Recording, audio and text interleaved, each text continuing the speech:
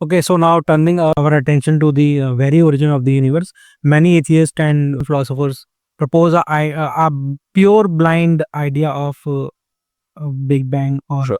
Antler. Absolutely. They say that there is no intelligence behind it. That's the main idea. What does Quran says about this? Absolutely. There is many ways to look at it, but inshallah, let's start with the very term that you said, Big Bang, right?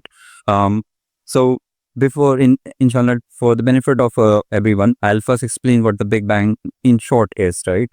So essentially, Stephen Hawking was someone who came up with this idea, I think, initially. Um, in fact, I remember I was watching a documentary about it a couple of days ago about how he came up with the idea. But the idea is that the universe seems to be expanding really fast. And it has been expanding at an accelerated rate throughout time, which means that the speed of expansion itself is increasing at all times. The Hubble Space Telescope was the first one to observe this. And what it basically observed is that all the things, firstly, are moving apart away from each other, which means you measure the distance between them today, then you measure the distance between them a few days later. It always invariably is more, not less, essentially. Of course, not always, but overall, the distance is always increasing. Two galaxies always moving apart. Okay. The other thing they observed is the farther they are, the faster they're moving apart. Okay. So now what Stephen Hawking did was essentially flip the clock, right? He said, well, what if time was going backwards? What would that picture look like? So that's natural. If everything is expanding now, everything will start contracting in the backwards.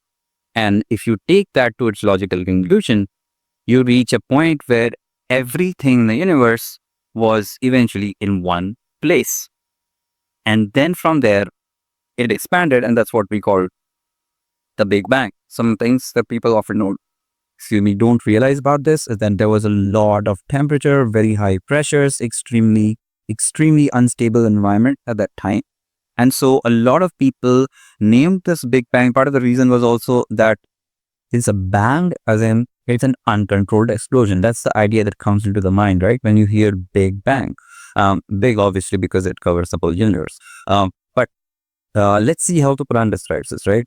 In Surah ar-Rahman, verse 7, Allah says, As-sama arafa'aha wa wada al-mizan. And the heaven he raised.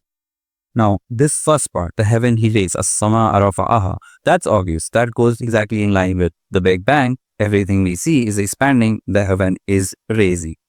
But then it goes on to say, as-sama arafa'aha wa wada al-mizan, and impose the balance.